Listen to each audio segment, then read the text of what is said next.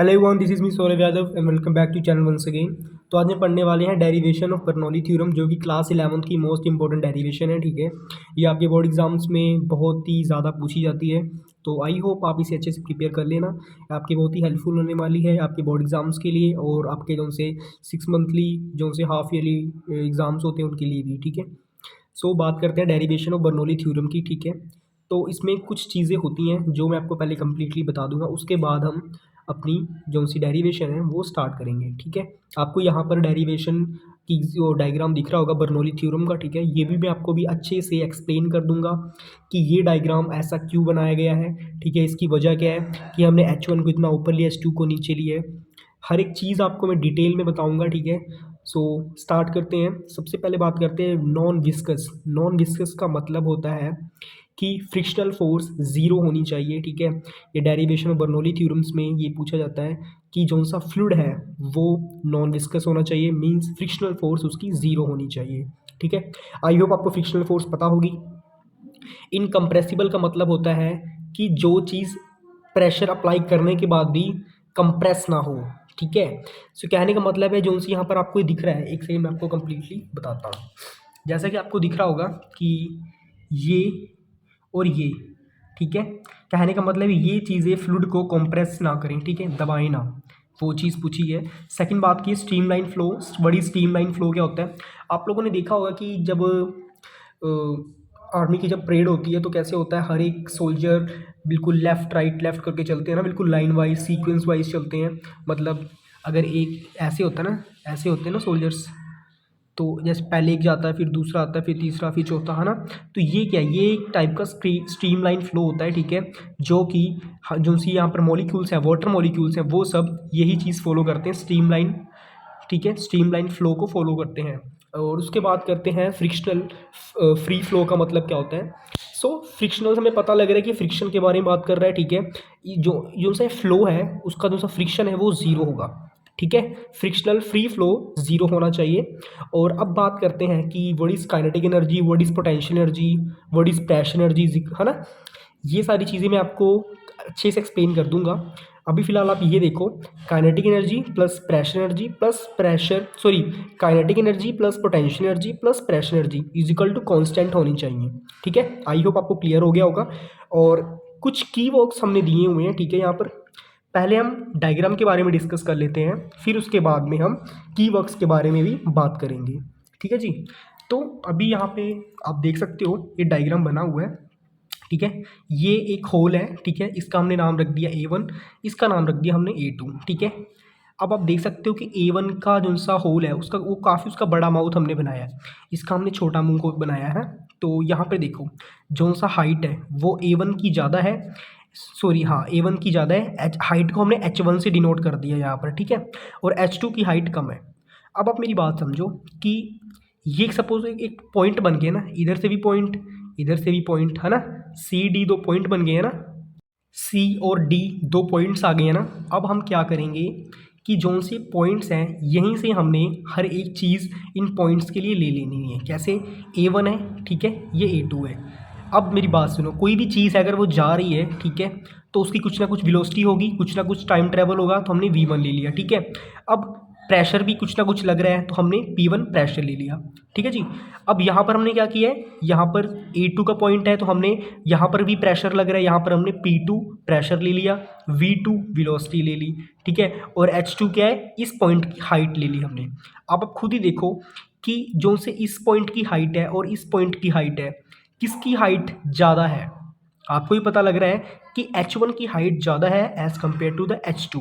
तो H1 की height ज़्यादा है, H2 की कम है। अब यहाँ पे देखो कि यहाँ पर काइनेटिक एनर्जी किसकी ज़्यादा होगी। अब मेरी बात सुनो, यहाँ पर काइनेटिक एनर्जी हाफ mv1 का स्क्वायर हमने ले लिया। यहाँ पर हमने अगले पॉइंट पे डी पॉइंट पे हमने काइनेटिक एनर्जी हाफ mv2 का स्क्वायर ले लिया। अब आप मुझे ये बताओ कि काइनेटिक एनर्जी किसकी ज़्यादा होगी, कमेंट करके बताना। ठीक है, सो गाइस आप खुद दिमाग लगाओ, काइनेटिक एनर्जी हमने पूछा है, तो यहाँ से तो फ्लूइड जा रहा है, यहाँ से फ्लूइड जा रहा है यहाँ तक, ठीक है, बट इसका माउथ है छोटा, तो यहाँ से क्या होगा, फ्लूइड में एक्स्ट्रा प्रेशर लगेगा, तो फ्लूइड क्या होगा, बहुत दूर तक जाएगा। ठीक है, बहुत जल्दी जल्दी फ्लो होगा, जल्दी जल्दी फ्लो होगा, तो वो क्या होगा, उसकी काइनेटिक एनर्जी तेज हो जाएगी। ठीक है। एज कम्पेयर टू यहाँ से यहाँ पर उसकी काइनेटिक एनर्जी काफ़ी तेज हो जाएगी इस पॉइंट पे, ठीक है। तो इस पॉइंट पे हमारी जो सी काइनेटिक एनर्जी है as compare to the initial point जो हमारा सी पॉइंट था, वहाँ से यहाँ की काइनेटिक एनर्जी काफ़ी ज़्यादा हो जाएगी, ठीक है जी। अब देखो इधर होता क्या है, काइनेटिक एनर्जी का फॉर्मूला क्या होता है, हाफ एम वी स्क्वेयर, ठीक है।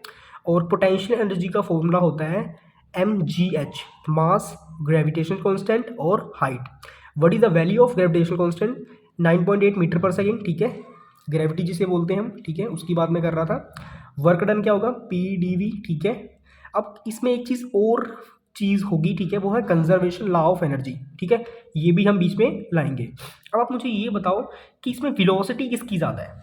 ऑब्वियस है, जिसकी काइनेटिक एनर्जी ज़्यादा होगी उसी की वेलोसिटी भी ज़्यादा होगी। तो V2 की velocity as compare to the V1 के ज़्यादा है, ठीक है। तो V2 की वेलोसिटी ज़्यादा है as compare to the V1, जो कि हमने यहाँ पे लिख दिया है, ठीक है जी। अब यहाँ पर देखो क्या चीज़ पूछी गई है, एक सेकेंड थोड़ा मुझे हटाना पड़ रहा है। अब इधर देखो क्या है, इंक्रीज इन काइनेटिक एनर्जी, ठीक है, यहाँ पे लिखा है इंक्रीज इन काइनेटिक एनर्जी।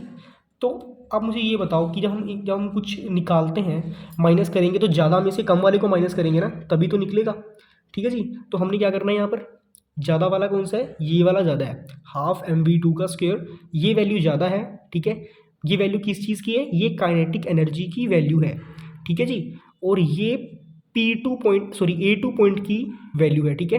तो ये फाइनल है, हमने क्या किया यहाँ पर, फाइनल माइनस इनिशियल, ठीक है। ये देखो, ये फाइनल, ये इनिशियल, हमने यहाँ पर क्या किया, फाइनल माइनस इनिशियल। हम इसे ऐसे भी समझ सकते हैं, ज़्यादा में से कम वाले को घटा दिया है। सपोज़ आपके पास 10 रुपये हैं, ठीक है, तो उसमें से अगर मैं 5 रुपये घटाऊंगा तभी तो वैल्यू प्लस में आएगी ना, तभी तो आपके पास 5 रुपये आएंगे। अगर आपके पास 5 रुपये, मैं आपसे 10 रुपये मांगूंगा तो आप मुझे नहीं दे पाओगे, सिंपल। आप ऐसे भी समझ सकते हो, ठीक है। अगर हम ज़्यादा में से कम वाली को माइनस करेंगे तभी तो हमारे पास कुछ बचेगा। अगर हम कम वाले में से ज़्यादा को माइनस कर देंगे तो हमारे पास तो कुछ बचेगा ही नहीं, उल्टा हम नेगेटिव में चले जाएंगे। क्लियर। अब डिक्रीज इन पोटेंशियल एनर्जी, अब मुझे देखो यहाँ पर मैंने इंक्रीज लिखा है, यहाँ पर मैंने डिक्रीज लिखा है, ठीक है। तो ये मैंने ऐसा क्यों लिखा है वो आपको मैं बताता हूँ, ठीक है। अब देखो इधर, यहाँ पर काइनेटिक एनर्जी कम है, यहाँ पर काइनेटिक एनर्जी ज़्यादा है, और यहाँ पर क्या है, यहाँ पर पोटेंशियल एनर्जी कम है, क्योंकि हाइट देखो mgh लिखा हुआ है ना, तो हाइट वेरी कर रही है यहाँ पर, ठीक है। अब देखो ग्रेविटी है, ठीक है, 9.8 मीटर पर सेकंड यहाँ पर भी लग रही है और यहाँ पर भी लग रही है, वो तो वेरी नहीं हो रहा, ठीक है। तो वेरी क्या हो रहा है, हाइट वेरी हो रहा है। यहाँ पर h2 कम है और यहाँ पर h1 ज़्यादा है, तो यहाँ पर काइनेटिक एनर्जी का बिल्कुल उल्टा हो गया कि पोटेंशियल एनर्जी इस पॉइंट में ज़्यादा है बट काइनेटिक एनर्जी इस पॉइंट में ज़्यादा है। क्लियर। तो सेम चीज़ वहाँ पर पूछी गई है। यहाँ पे देखो mgh1 माइनस mgh2, ये हमारी इक्वेशन 2 बन गई, ठीक है जी। हमने ये दोनों पॉइंट्स, ठीक है, बता दिए, यहाँ पर मैं टिक कर देता हूँ, ठीक है जी। हमने ये सब प्रूव कर दिया है। अब इधर देखो होगा क्या, mgh1 मैं फिर से बता रहा हूँ ये ज़्यादा है mgh2 के मुकाबले में, ठीक है। अब वर्क डन एट सी, हमने सिर्फ इस पॉइंट का वर्क डन निकालना है, ठीक है, सी पॉइंट का वर्क डन निकालना है। एक सेकेंड, थोड़ा कैमरा ऊपर कर देते हैं, अब ठीक लग रहा है, आई होप प्रॉपर दिखाई दे रहा होगा। तो यहाँ पे देखो क्या हो रहा है, अब वर्क डन की बात करते हैं, work done at C point, ठीक है, फोर्स इनटू डिस्प्लेसमेंट। अब यहाँ पर हो रहा है force into displacement is equal to work done होता है, हमें पता है ना। तो फोर्स इक्वल टू क्या होता है, प्रेशर इनटू एरिया, है ना। और हम एरिया प्रेशर को इधर लेकर आएंगे तो क्या, force acting per unit area, यानी कि फोर्स अपॉन एरिया, ठीक है, हमें इतना पता है। तो हमने क्या किया, फोर्स की वैल्यू क्या होती है, प्रेशर इंटू एरिया, ठीक है। तो हमने क्या लिखा, प्रेशर इंटू एरिया, ठीक है, और इंटू डिस्प्लेसमेंट। डिस्प्लेसमेंट को हम किससे लिखते हैं, वेलोसिटी इंटू टाइम, डिस्प्लेसमेंट ही तो होता है, हमें इतना तो पता है। तो हमने क्या किया, P1 A1 V1 T, ठीक है। तो मेरी बात सुनो, अब इधर देखो, ये भी L है, ये भी L है, ये भी L है टाइप का, तो क्या बन गया, वॉल्यूम बन गया, ठीक है। ये देखो, ये A1 है, ठीक है, और ये L हो गया, ठीक है, वेलोसिटी हो गया, टाइम हो गया और हाइट बन गया, तो क्या बन गया, वॉल्यूम बन गया। और वॉल्यूम इज इक्वल टू क्या होता है, मास अपॉन डेंसिटी, ठीक है। वॉल्यूम को वैसे हम लिखते हैं मास अपॉन डेंसिटी भी तो लिख सकते हैं, और डेंसिटी को हम रो बोलते हैं, ठीक है। डेंसिटी का जो सिंबल होता है वो कुछ इस तरह का होता है, उसे हम बोलते हैं रो, ठीक है जी। और यहाँ पे देखो अब क्या हो रहा है, P1 MP, ठीक है। अब P1 क्यों हमने यहाँ पे लिखा है, क्योंकि हम सिर्फ इस पॉइंट का फाइंड आउट कर रहे थे, ठीक है। क्योंकि हमने सिर्फ सी पॉइंट का फाइंड आउट किया है, इसलिए हमने यहाँ पर P1 m और साथ में m अपॉन डेंसिटी, मास अपॉन डेंसिटी लिखा है। Work done eight D point, D point में क्या होगा, same P2 mass upon density. हमें इतना पता लग गया, ये सब क्लियर हो गया, ठीक है जी। अब यहाँ पे नेट वर्क डन क्या होगा, हमने क्या किया, P1 MP निकाला था ना, सॉरी MP बोल दिया मैंने, मास अपॉन डेंसिटी निकाला था ना, और हमने P2 मास अपॉन डेंसिटी निकाला है, हमने इनको लिख देना है, ठीक है। Work done P1 mass upon density minus P2 mass upon density, ये हमारी इक्वेशन 3 बन गई। अब यहाँ पर law of conservation of energy हम यूज़ करेंगे, ठीक है। Law of conservation of energy, so ये है increase in kinetic energy is equal to decrease in potential energy plus work done.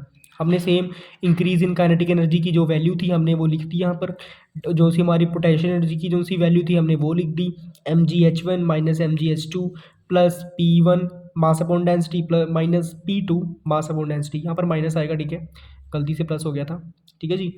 तो हमने यहाँ पे क्या करना है, हमने ये वाली चीज़ को इस साइड लेके जाना है, बट लिखना इसी साइड है, ठीक है। तो देखो कैसे,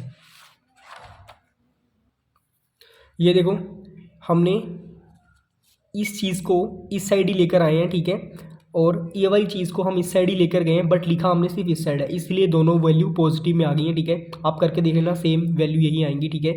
ये पॉइंट सी की वैल्यू है, ये पॉइंट डी की वैल्यू है, ठीक है। अब divide by density upon mass हम कर देंगे, ठीक है। देखो कैसे, divide by density upon mass, हमने इनको डेंसिटी अपॉन मास में मतलब डिवाइड किया, ठीक है, तो हमारा ये निकला है, ठीक है। यहाँ पर मास था, मास से मास कट गया, डेंसिटी आ गई, इधर भी अगेन मास था, मास से मास कट गया, डेंसिटी आ गई, ठीक है। यहाँ पर मास अपॉन डेंसिटी था, यहाँ पर डेंसिटी अपॉन मास था, तो क्रॉस मल्टीप्लाई करके सब कट गया, ठीक है। समझ लो ना आप, मास से मास कट गया, डेंसिटी से डेंसिटी कट गया, ठीक है। अब P1 हो गया, यहाँ पर सिर्फ अकेला P1 ही तो यहाँ पर बचेगा, और क्या बचेगा, कुछ नहीं, इजिकल टू मास से मास कट गया, ठीक है, डेंसिटी डेंसिटी आ गया V2 स्क्वायर प्लस, अब यहाँ पर mgh2 है, ठीक है, मास से मास कट गया, gh2 यहाँ पर आ गया, ठीक है। और यहाँ पर क्या हुआ, डेंसिटी अपॉन मास, यहाँ पर क्या है, सॉरी यहाँ पर क्या, मास अपॉन डेंसिटी, और यहाँ पर क्या, डेंसिटी अपॉन मास, तो दोनों मतलब आपस में कट गए, तो बचा क्या, P2। अब यहाँ पर देखो, यही इक्वेशन तो बनेगी, है ना, half rho V square plus rho G H plus pressure is equal to constant. हमने यही तो प्रूव करना था, जो कि हमने प्रूव कर दिया है। आई होप आपको समझ लग गया होगा कि बर्नौली थ्योरम होती क्या है, डेरिवेशन क्या होती है बर्नौली की, ठीक है, बर्नौली थ्योरम की। सो गाइज ये थी एक छोटी सी डेरिवेशन बर्नौली थ्योरम की, जो कि बहुत ही ईजी है, आपको ईजिली समझ आ जाएगी, ठीक है। आपको बता दूं कि जो सा डेंसिटी होता है, जो डेंसिटी है अपनी, ठीक है, एक्चुअली सही से लिखा नहीं जा रहा, एक सेकेंड अच्छे से लिखते हैं पहले। सो गाइस जो डेंसिटी होती है उसको हम रो से डिनोट करते हैं, ठीक है, ये रो होती है, हल्का पी की शेप में होता है, बट इसकी थोड़ी पूछ जैसी निकली होती है, ठीक है, ये रो होती है। आई होप आपको क्लियर हो गया होगा कि व्हाट इज़ डेंसिटी, ठीक है। सो गाइस ये डेंसिटी है, ये इसका सिंबल है, ठीक है। सो फिजिक्स में हम डेंसिटी को इस चीज़ से मतलब दिखाते हैं, ठीक है, इससे हम डिनोट करते हैं, ठीक है। आई होप आपको पता लग गया होगा कि कैसी थी, और आपको समझ आ गया होगा कि ये डेरिवेशन बहुत इजी है, बहुत ही सिंपल है, ठीक है। अगर आपको नहीं समझ लगे, एक बार आप वीडियो दोबारा से देख लेना, आपको कंप्लीटली समझ आ जाएगा, ठीक है। कुछ नहीं था, ये सी पॉइंट का था, ये डी पॉइंट का था, ठीक है, और कंप्लीटली हम लोगों ने सॉर्ट आउट कर लिया है। मैं फिर से बता देता हूँ कैसे क्या था, ठीक है। नॉन विस्कस में क्या था, फ्रिक्शन फोर्स 0 थी। इनकम्प्रेसिबल में क्या था कि जो कंप्रेस ना हो, ठीक है, जिसमें प्रेशर अप्लाई करने के बाद भी वो कंप्रेस ना हो, ठीक है। स्ट्रीमलाइन फ्लो में क्या था, सिंपल से ये बात याद रखना है, आर्मी वाले सैनिक कैसे चलते हैं, जो आर्मी के सोल्जर्स होते हैं, ट्रूप्स होते हैं, वो कैसे चलते हैं, लाइन वाइज चलते हैं, सीक्वेंस वाइज चलते हैं। उसी तरह जो स्ट्रीमलाइन फ्लो होता है उसकी क्या होगा, एक एक करके मॉलिक्यूल जितने होंगे वो सब मतलब निकलेंगे, ठीक है, आपस में लड़ाई झगड़ा नहीं करेंगे, प्यार से लाइन बना के निकलेंगे, ठीक है। जैसे छोटे बच्चे नहीं लाइन बनाते थे, सेम उसी तरह वो भी लाइन बना के निकलेंगे, ठीक है, बिल्कुल sequence wise. Frictional free flow इसमें 0 होता है, ठीक है। हमने सेम देखो यही चीज़ तो मतलब बतानी थी, kinetic energy plus pressure energy plus sorry kinetic energy plus potential energy plus pressure energy is equal to constant, और हमने यहाँ पर वो चीज़ प्रूव कर दी, आप देख सकते हो, ठीक है, हमने प्रूव कर दी ना, आप देख सकते हो। तो ये चीज़ थी, ठीक है, डेरिवेशन। आई होप आपको कम्प्लीटली समझ लग गई होगी, अगर समझ लग गई तो वीडियो को शेयर कर देना ताकि आपके फ्रेंड्स की भी हेल्प हो जाए, ठीक है। और like subscribe is your choice, ठीक है, अच्छा लगे तो लाइक कर लेना, और अगर और भी इस तरह की वीडियोस चाहिए तो कमेंट करके बता देना, मैं बनाता रहूँगा, ठीक है। और आप यहाँ पर देखो कि ये देखो डिक्रीज इन प्रेशर एनर्जी है। बहुत से बच्चों को थोड़ा सा ये इसमें थोड़ा सा कन्फ्यूज़न हो जाएगा। मैं अगेन फिर से आपको बता रहा हूँ कि काइनेटिक एनर्जी सी पॉइंट के ज़रिए as compare to the D point पे बढ़ी थी, but potential energy C point पे ज़्यादा थी as compare to the D point, ठीक है। ये बात याद रखना, ठीक है। थोड़ा सा आपको यहाँ पे कन्फ्यूज़न हो सकता है, बट बहुत ही ईजी था, ठीक है। कोई इसमें डेरिवेशन में कुछ नहीं है, कोई रॉकेट साइंस नहीं है, बहुत ईजी है, ठीक है। और work done at C force into displacement होगा, ठीक है। वर्क डन क्या होता है? फोर्स इंटू डिस्टेंस, ठीक है। तो P1 A1, हमने P1 A1 इसलिए लिखा है क्योंकि हम सिर्फ सी का निकाल रहे हैं, ठीक है। अब देखो उसमें लिखा है ना साफ साफ वर्क डन एट सी, इसलिए हम सिर्फ सी का निकाल रहे हैं, इसीलिए हम लोगों ने इसमें P1 और A1 लिखा हुआ है, ठीक है। अब इधर देख लो वर्क डन एट डी, ठीक है। जब हमें पता है कि सब कुछ ऐसे ही होगा तो हमने सीधा लिख दिया P2 मास अपॉन डेंसिटी, ठीक है। अगर आप ऐसे भी लिख रहे हो कोई दिक्कत नहीं है, आपके कुछ मार्क्स वास नहीं कटेंगे, ठीक है। नेट वर्क डन क्या है? P1 mass upon density minus P2 mass upon density, ये इक्वेशन 3 बन गई, ठीक है। बाय कंजर्वेशन ऑफ एनर्जी हमने लगा दिया, ठीक है। हमने यहाँ पर देखो बताया ना कि पहले हमें ये प्रूव करना था, ये प्रूव करना था, उसके बाद ये फिर हम law of conservation of energy को करेंगे, ठीक है। हमने देखो सब कुछ कर लिया, काइनेटिक एनर्जी भी कर लिया और पोटेंशियल एनर्जी भी कर लिया, वर्क डन भी कर लिया, ठीक है। अब हम क्या करेंगे? बाय कंजर्वेशन ऑफ एनर्जी, ठीक है। तो यहाँ पर हमने क्या किया? Increase in kinetic energy is equal to decrease in potential energy plus work done, simple, हमने वो चीज़ साफ साफ लिख ली, ठीक है। और इस चीज़ को हम इस साइड लेकर गए हैं, ये जो सा ये चीज़ है सी पॉइंट, ठीक है, इसको हम इस साइड लेकर गए हैं, बट हमने लिखा इसको इसी साइड में है, ठीक है। ये देखो सेम चीज़ है ना, ये देखो इस चीज़ को हम लेकर उस साइड गए हैं बट लिखा इसी साइड में, तभी पॉजिटिव पे आया है, अदरवाइज नेगेटिव में आता, ठीक है। इस चीज़ को हमने क्या किया है, ठीक है, लेकर इस साइड गए हैं बट लिखा इस साइड है, इसलिए सारी चीज़ें पॉजिटिव में आ गई। पॉइंट सी भी पॉजिटिव में, पॉइंट डी भी पॉजिटिव में है, ठीक है। अब देखो डिवाइड में हमने क्या किया है? डेंसिटी अपॉन मास किया है, ठीक है। डेंसिटी अपॉन मास हमने इसलिए किया है ताकि हमें कांस्टेंट वैल्यू निकालनी थी, इसलिए, ठीक है। तो जब हम सबको लिखेंगे तो क्या होगा? मास से मास कट गया, डेंसिटी आ गई। इसमें भी सेम, मास से मास कट गया, डेंसिटी सिर्फ बची। इसमें क्या होगा? मास upon density, density upon mass, जैसा कि मैंने आपको पहले ही बताया हुआ है, दोनों कट जाएंगे, इज इक्वल टू P1, ठीक है। ये सारी चीज़ें आ गई, तो हाफ बिल्कुल सेम वही आएगा जो हम लोग ने सबसे पहले लिखा था। अब देखो ये चीज़ और ये चीज़ दोनों सेम है, ठीक है। सो आप लोग भी अच्छे से कर लेना, ठीक है, काफ़ी इंपॉर्टेंट है ये। Till then good bye everybody, take care.